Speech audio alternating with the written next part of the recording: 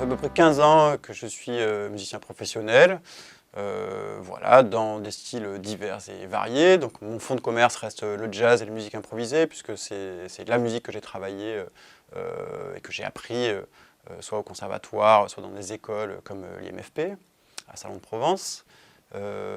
Mais en plus de ça, j'ai voyagé plutôt pas mal, rencontré beaucoup de gens très différents, et donc par le biais de ces rencontres, j'ai pu exercer mon métier sous des formats différents. L'idée de Terre 6, c'était non seulement de faire un spectacle musical, mais surtout de faire un spectacle musical participatif. Donc dans sa conception même, j'ai essayé d'écrire une partition qui permette aux gens de s'identifier musicalement à différents points.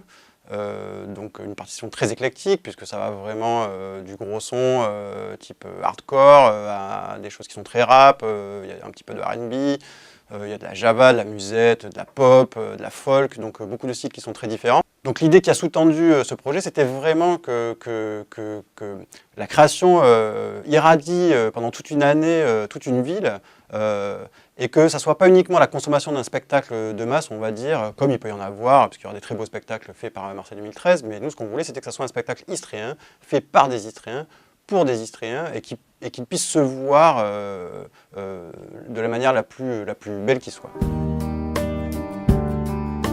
Terre 6, c'est une ville imaginaire qui nous ressemble. Terre 6, pour la petite histoire, c'est l'anagramme d'Istres, c'est les lettres d'Istres mises dans un autre ordre. Et donc cette ville imaginaire nous ressemble. Donc elle est multiple, elle est variée. À l'intérieur de cette ville, j'ai créé un système avec 4 tribus qui sont très différentes. Système qui me permettait, par la voix de ces tribus-là, de faire entendre des styles musicaux et chorégraphiques très différents. Donc il y a la tribu des rétros, donc les rétros évidemment synthétisent toutes les musiques de la première moitié du XXe siècle, on va dire, la java, le tango, la musette, le swing. Il y a la tribu des bonobos, donc les bonobos c'est une tendance qui correspond plus aux années 60-70, donc il y a du folk, il y a de la musique du monde, voilà, donc il y a de la musique orientale, de la musique indienne.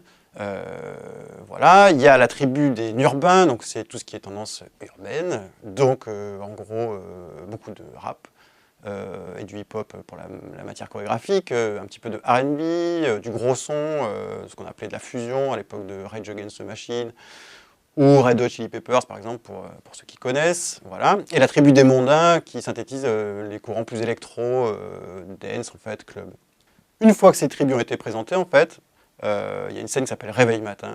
Elles vont se réveiller. Et quand elles se réveillent, dans les robinets, il n'y a plus d'eau. Et coule une espèce de boue informe et pourrie. Voilà. Et donc ces tribus-là vont s'accuser respectivement de la responsabilité de cet acte-là. Je ne vous en dis pas plus sur la suite du scénario, parce que c'est assez rocambolesque, c'est du Spielberg. Et donc du coup, en fait, l'eau étant le thème de Marseille 2013, l'eau étant très associée à cet événement-là, puisque ça va se passer le jour de la fête de l'eau, j'ai utilisé ça comme prétexte en fait pour parler de nous.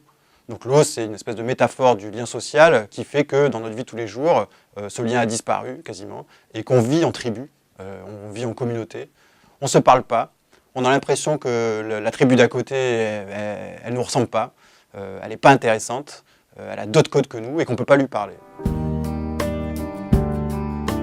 Donc à l'instant T, il y a beaucoup de choses qui ont été actées et commencées. On a développé un partenariat avec beaucoup d'acteurs déjà. Donc Pulsion, le gros centre chorégraphique d'Istres, a donc développé un partenariat avec la ville et avec moi par ce biais-là pour travailler sur le projet. Tous les chorégraphes de Pulsion sont engagés. L'intégralité des cours sont représentés.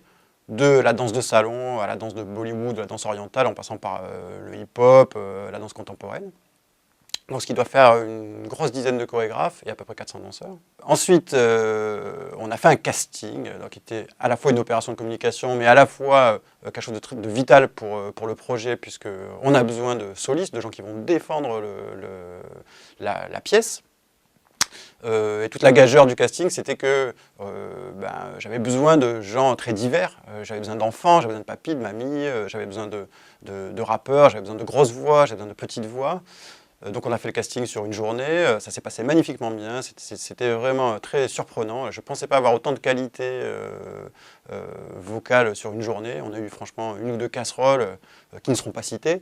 Et par contre, on a des choses magnifiques, des gens très émouvants, et puis toutes les voix, tous les physiques, tous les âges.